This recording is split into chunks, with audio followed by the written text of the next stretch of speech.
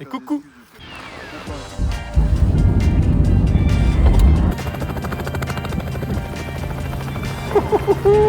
Ah la vache. Allez, le premier qui voit Gueuleton Montréal a gagné. Et salut les bons vivants. Et où sommes-nous? Au Québec, au Québec. Pourquoi on est ici? Parce que nous ouvrons Gueuleton Montréal. C'est sportif, tabarnak. On a fait un périple au Québec, on a attendu à droite à gauche. Des produits locaux, québécois, très bien faits, on va se régaler. Une très très belle rencontre ici, il y a des gens extraordinaires. Bon, qu'est-ce qu'on boit? Un botte d'eau tranquillement, voilà. voilà. Et voilà. Voilà. Ça caille.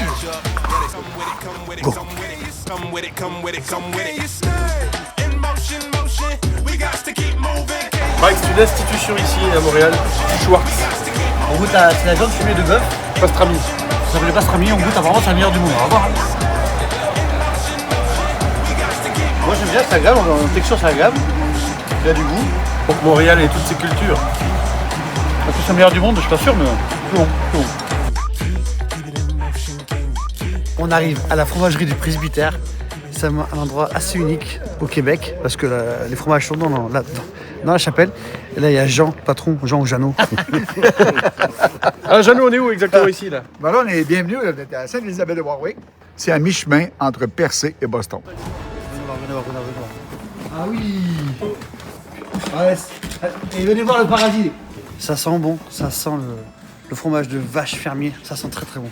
Mais l'église, il y avait quelque chose de très profondément intéressant pour moi, très précieux aussi. Moi, je suis natif d'ici, je suis la 4e génération installée dans ce village-là.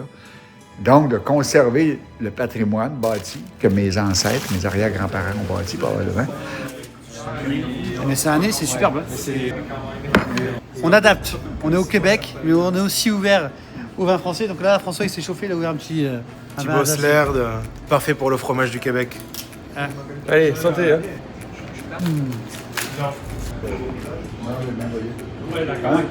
Alors Jean, qu'est-ce qu'on a comme fromage ici là? Ceux-là sont pas les mêmes. Voilà le brie paysan, une pâte molle fleurie vieillie à peu près 2 mois. Et de la liberté, il y a un triple crème, un ajout de crème aussi. C'est très, franchement, c'est bon. Hein. C'est, en bouche, c'est magnifique. Un petit vin québécois. Un grand vin québécois. François, c'est notre spécialiste vin ici localement. Moi, je suis un grand ambassadeur des vins du Québec. Avec un Swenson blanc. Alors, camarades.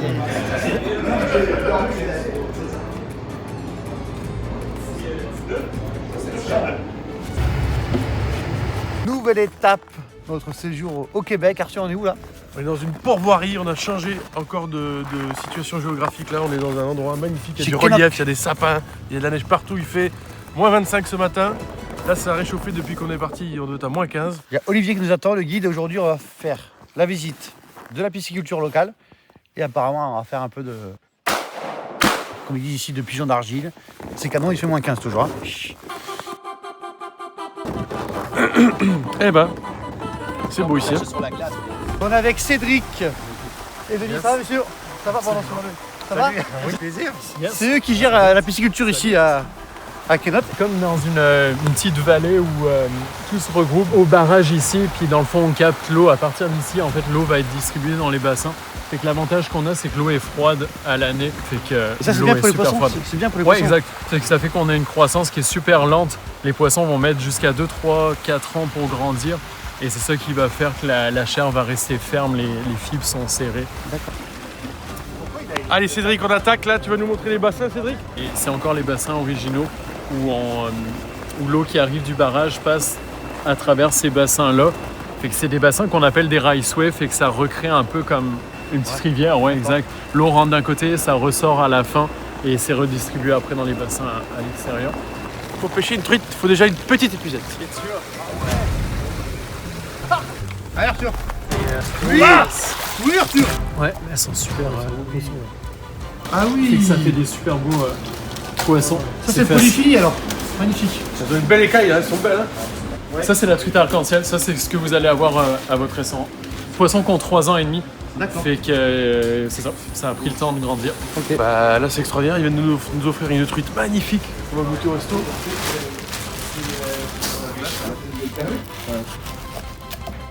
Petit atelier bagel avec la truite locale. C'est pas un petit beau bagel ça, regarde ça. Un vrai petit cap un peu ça. Ouais, c'est faux. Ça c'est une roquette. Comme ça, hop, un petit peu juste comme ça, légèrement. Ça tu vas coller les œufs dessus. Voilà. Voilà comme ça. Et voilà. C'est que le froid ça donne faim quand même. Hein. Ouais, non mais en texture, la chair elle est. Ça se tient. Ouais, ça se tient, c'est pas un truc qui se délite. C'est bon parce que ça fait un mix de gravlax et de fumage. Le fumage, j'ai pas très prononcé, c'est fin. On va faire un peu de baltrap là. Juste pour comme ça, parce qu'on n'est pas les grands tireurs. On a proposé de faire un baltrap sous la neige. On peut pas refuser.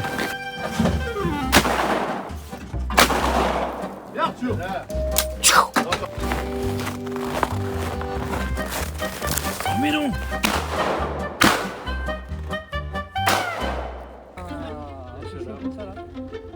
On va se faire, telle une cerise sur le gâteau, un petit œuf de truite sur le filet. Merci à la pourvoirie de Kenok de nous avoir accueillis comme ça, c'était super sympa. On finit sur des beaux œufs de truite, regarde ça. Exact. Avec un beau cadre dans la neige.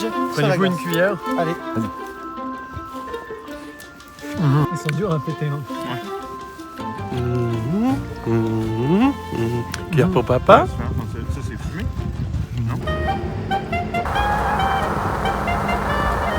On va chasser la bernache. La bernache, mon gars, des grandes bernaches, comme on dit. En fait, c'est tout le temps la sécurité en premier. Là. Fait que prenez votre temps, si vous voyez qu'il y a un canon, quoi que ce soit, tirez pas, etc. Vous n'êtes pas au sol aussi, pas briser des forts. Fait que tirez tout le temps une dizaine de pieds au-dessus là, pour être sûr que c'est correct. Des fois, les oiseaux sortent à 8h, 9h, 10h. C'est pas des vrais. Quand les oies arrivent, on se lève ou ça s'ouvre ça? Ouais, ça s'ouvre pas. En fait, on se lève. Fait que, mettons qu'il y a la chaise là, vous êtes assis là. On se fait juste une mini-ouverture comme ça. C'est important de garder tout le foin en nous autres parce que les oiseaux, souvent, ils viennent puis ils tournent alentour. Bien compris, capitaine. C'est une tonne palombière locale. Hein. Donc là, aujourd'hui, on est avec Philippe et Maxime, les guides de chasse. Et en fait, ils nous expliquent que la cache, chaque jour de chasse, ils changent d'endroit. C'est-à-dire que là, c'est un nouvel endroit pour les bernaches. J'espère que ça va arriver. Et on est avec Philippe et Maxime, les guides de chasse de la cache Outfitter. On me voit. On me voit plus. On me voit plus, on me voit. Oui. On me voit plus. On me voit plus, on me voit. On me voit. On me voit plus, on me voit. On me voit.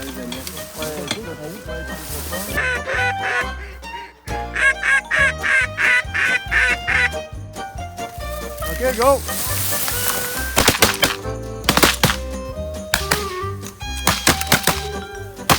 Bon, ben conclusion, faute de bernache. On mangera des colverts! Les canards québécois, ils sont quand même assez gras, regardez ça quoi. Le gras qu'il y a dessus, ils sont beaux. Hein. On dirait des canards du Gers presque. On cuisine les magrets Ouais. et ensuite on va les utiliser pour se faire une poutine. Je connais pas la poutine, on va tout à l'heure nous montrer ce que c'est une poutine. Des frites, Ouais. du fromage cheddar frais du jour en grains, sauce brune. Poutine, classique. Nous, on va la pimper un peu. Avec le canard. On va lui mettre du magret de canard.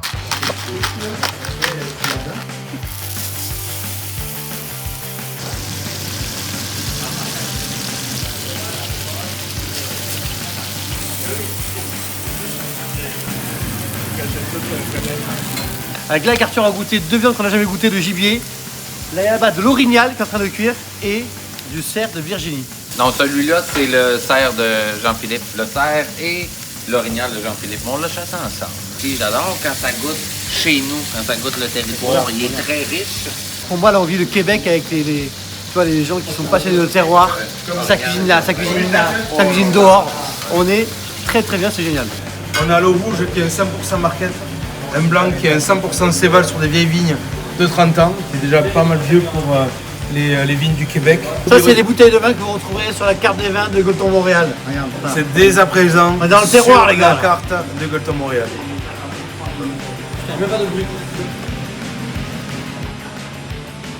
Cerf from Virginia. Tu goûtes à ça en partie grâce à un compatriote français, Henri Meunier, le chocolatier. Sur l'île d'Anticosti, il a amené des serres de Virginie, une espèce d'arche de Noé, un territoire où il n'y en avait pas avant. Et souvent, pendant l'été, ils mangent des champignons. Ils vont aussi manger des algues, donc ça donne un goût qu'il y a nulle part ailleurs. Tu viens goûter un peu d'orignal? C'est un bois, mon gars.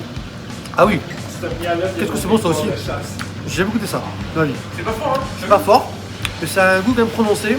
C'est un goût que je connaissais pas. Ça goûte l'orignal. Ça goûte l'orignal. Pour goûter, franchement, venez au Québec. Voilà. Ah là là là là là là. Une poutine de terroir.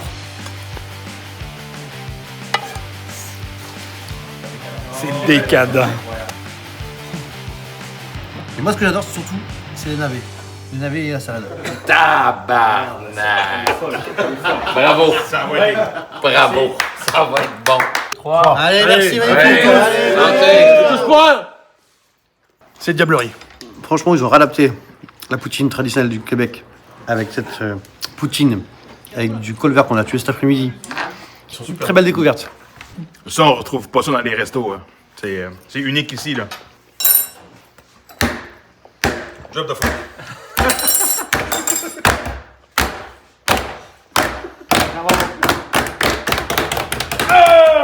Et c'est que les mises en bouche.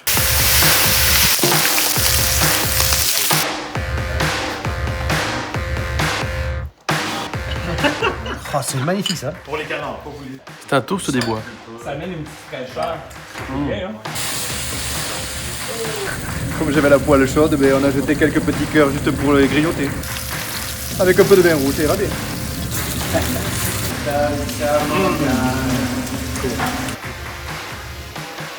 Ah ouais, c'est un bonbon, quoi. C'est du caramel, quoi. Et c'est au sirop d'érable. Regarde. Ah ouais! Oh. Vous êtes des chimistes avec C'est déjà dur. Ah bah oui. Ah, ça me tient mes dents. Pour ça.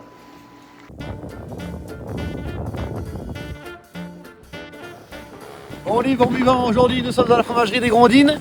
Il fait moins 5 dehors et je crois que c'est ressenti moins 40.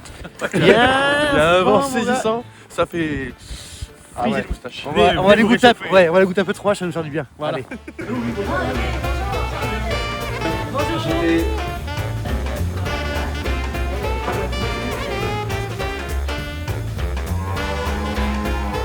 Alors vous avez combien de vaches? Actuellement 43. Là il y a la cage d'affinage. Alors on n'a pas le droit de rentrer dedans parce qu'il y a beaucoup de normes d'hygiène. Et on peut la voir avec à travers les vitres, c'est magnifique. Quels sont les cycles et il y a quoi comme durée d'affinage Ben, ça varie là, entre. On a des pâtes molles qui sont affinées 35-40 jours, puis on a des pâtes fermes qui sont affinées pendant au-delà d'un an. Mais ça peut aller jusqu'à 5, 6, 7 ans. Là, c'est pas... La première fois qu'on a fait du fromage, les gens de la fromagerie Lehman qui sont au Lac-Saint-Jean, Jacob, c'est un maître affineur. Je pense que c'est un des rares au Québec. Là. Il m'avait dit ça prend 1 heure à montrer à quelqu'un affiné, puis ça prend 10 ans avant qu'il soit bon. Et puis c'est pas totalement faux. Ça y est, on goûte, c'est parti.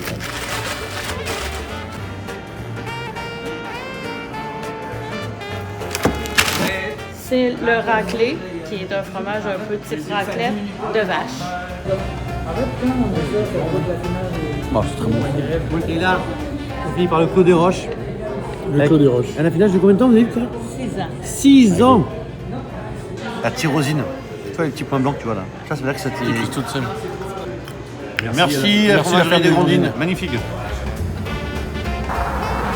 On est bon vivant là.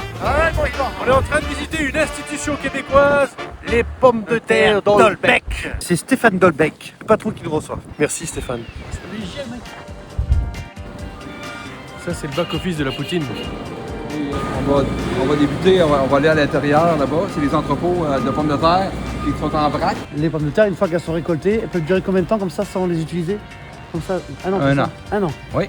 Un an sans les toucher, sans les laver, sans rien faire. Ça ne rien faire. Par contre, il faut que ce soit à l'ombre, À l'ombre. de la fraîcheur. La fraîcheur avec l'humidité aussi et une petite ventilation pour changer l'air. D'accord.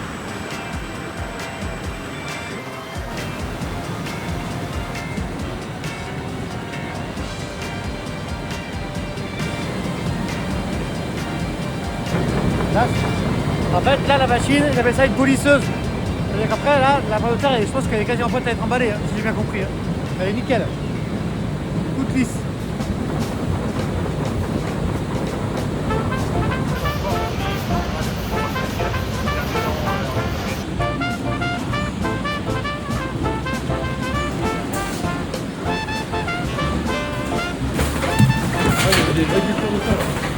Là, vous avez vu ça ici, donc carrément directement les pommes de terre dans l'aluminium, comme ça, hop, au four, au barbecue directement. Ils sont malins, ces Québécois. Là, les bons vivants, on va visiter la distillerie Ubald. Toute l'idée de la distillerie ici est un dérivé de la production d'Olbec, c'est l'alcool de pommes de terre. Souvent, on a l'image de la pomme de terre, c'est que pour la vodka, mais non, pas que. Venez voir.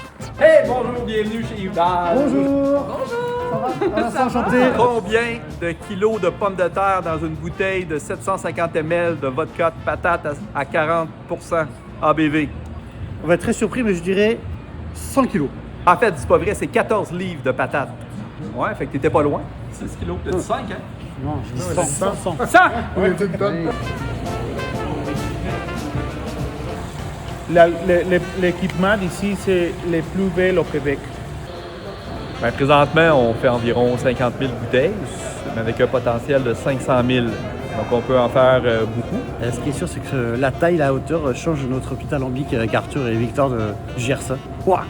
Qu'est-ce qu'il raconte Il dit que c'est un tout petit alambic par rapport à celui que vous avez dans le Gers. Oui. Ça reste des gens qui essayent encore. Dans nos 4 gins, on a 4 bases d'alcool complètement différentes qu'on vous dit de nos cultures de rotation. Ce gin-là est fait avec une base de maïs, celui-là de seigle, celui-là ici de pommes de terre, celui-là de blé. Puis ils ont toute une raison pourquoi on utilise des alcools pour chacun des produits. Puis on sépare aussi les gins pour les 4 saisons. Donc on peut vraiment faire une rotation de tout ça. Là. On marche avec des petits pas, puis à un moment donné, vous allez comprendre.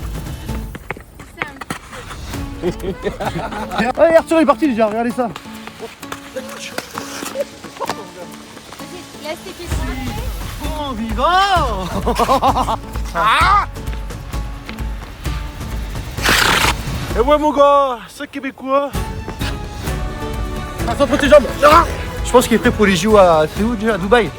Allez, on continue l'aventure. Moi je suis meilleur à table que sur le patinage. Les habitants au Québec. On est reçu chez Pascal et Hugo, les patrons de la distillerie qu'on a visité. Et ce soir on est chez l'habitant, il y a un chef qui est là. Et surtout, tous les produits viennent de l'épicerie Alicia Sanchez. C'est Pierre-Luc le patron de Québec, la ville de Québec. Ils nous attendent avec des bons produits dans leur maison aussi à domicile. Ça va être super sympa. Venez manger. C'est un rendez-vous de passionnés. Pierre-Luc, elle est toujours là, Pierre-Luc. Là, le patron. Il n'y a que les Pierre-Luc, donc ça c'est le numéro 2. Numéro 2. Ici, tout le monde est Pierre-Luc. Chef Pierre. C'est ça, on vous servir. Parce que, par contre, le chef Pierre, il n'a pas l'accent, lui. Parce que pourquoi? Tu viens d'où? Saint-Etienne, en France. En France, tout à fait. Oui. T'as combien de minutes? Ah ouais.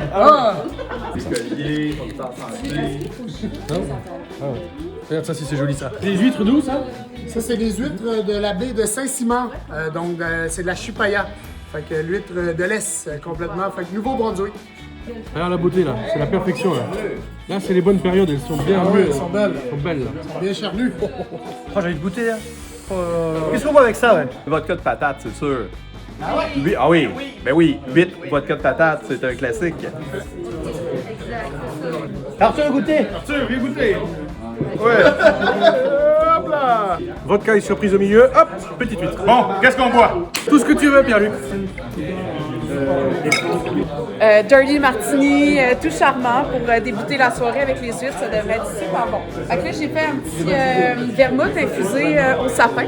Je suis en garde un. Alors, on a le vermouth de sapin. Ensuite, comme on disait tout à l'heure, le sirop de sapin et miel. Un petit peu de sel Saint-Laurent, qui est le sel du Québec. Puis on termine avec une petite décoration de sapin. Merci beaucoup. Ça fait plaisir. Merci pour l'accueil, merci beaucoup. Ça fait extrêmement plaisir. J'en finis. Tout ça dans une ambiance conviviale, hein, vous l'entendez. Hein. Appelle-moi un orignal.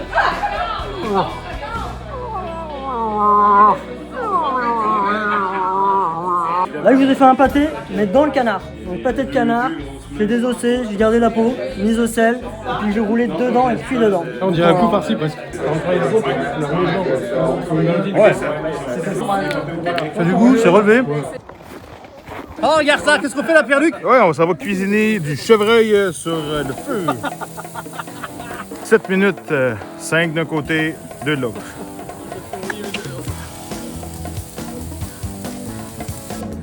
Voilà, voilà. Un petit moins 19 tranquillement. C'est bien ça, ça nous réchauffe. Pierre, tu fais quoi là? Ouais, une petite poutine très légère. On va être autour du canard. Regardez ça. Allez à table. Il n'y a que de l'amour dedans.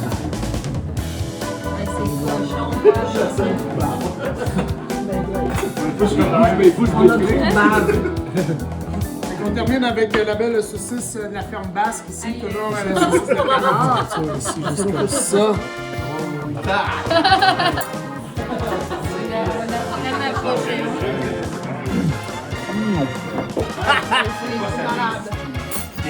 C'est quand même pas mal. Hein.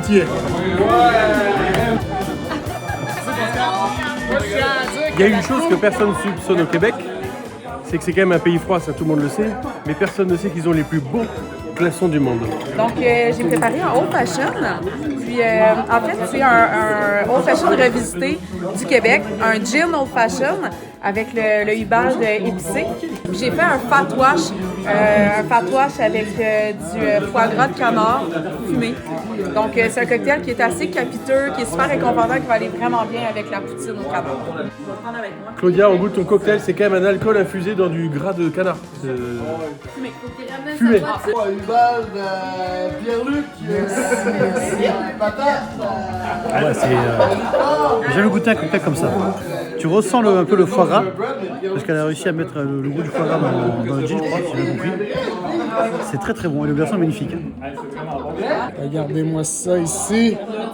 Le caviar. Le caviar. Mais la convivialité, les bons vivants. Ah, ça c'est beau. Merci, tu le gâtes. Merci Pierre-Luc, merci Pierre-Luc. Ouais, Pierre-Luc. Allez, Pierre-Luc du caviar, Pierre-Luc du poisson. Et le gin. Moi j'ai le croquet dedans, c'est pas très beau, mais qu'est-ce que c'est bon. Il y a le croquant autour avec la chapelure, le caviar et l'escarpone, c'est franchement c'est très bon. Pour un dessert magnifique. Délicieux. La ceinture. Allez, c'est parti. C'est un peu une deux chevaux volante en réalité. Tout va bien.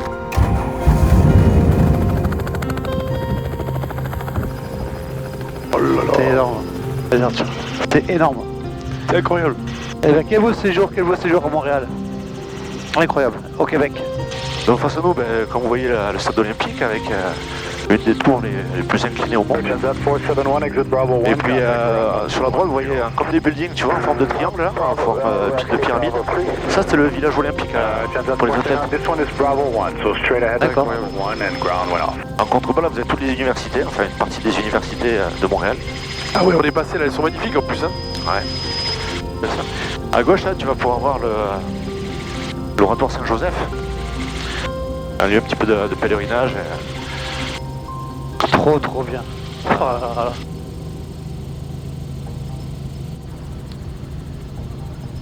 Tabarnak! Et salut bon vivant! Aujourd'hui c'est extraordinaire parce qu'on ouvre un gueuleton à Montréal au Québec, c'est extraordinaire, on est devant l'enseigne, ça y est, c'est l'ouverture officielle ce soir. Ça fait 3 ans qu'on travaille sur ce projet et enfin on y arrive. Travail d'équipe Voilà. avec Sylvain, Chantal, Bertrand, Emmanuel et notre ami François. Et C'est voilà. parti. Ce soir on est rejoint pour le premier gueuleton à Montréal, c'est l'ouverture officielle ce soir, c'est extraordinaire. Et là, Bertrand! Ah, ça va les amis? Un des patrons aussi, François qui est là, allez! Enchanté! Avec la relève! Bel accent du sud-ouest aussi, bel accent du sud! Ce soir, il y a même un pain gueuleton. C'est le Québec, il y a le Québec qui aime boire à l'apéro, une petite bière. On va commencer par une petite IPA. On est très spécialiste dans ça, là, des houblonnages à froid. Merci! À la vôtre!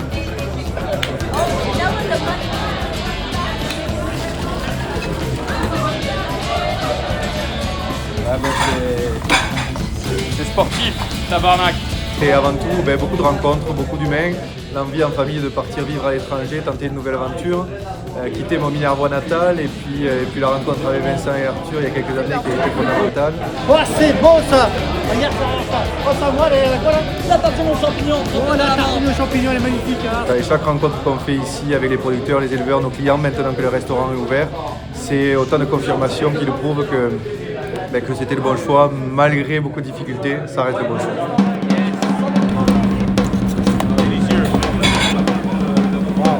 Oh, le bel œuf maillot québécois. Au revoir. Ah ouais. Il est bien relevé, il est un peu piquant, magnifique alors.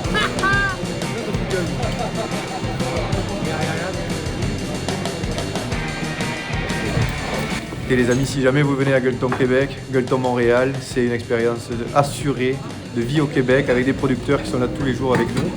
Et l'assurance, c'est que ça va être une vraie expérience Gueuleton en Amérique du Nord. À bientôt au Gueuleton Montréal.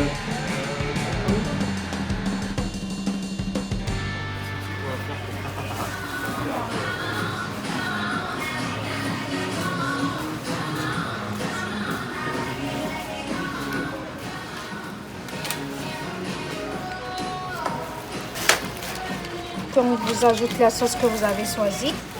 Bon appétit à vous. Merci. King Crab. C'est chaud. Oh, taillez-moi là, ça.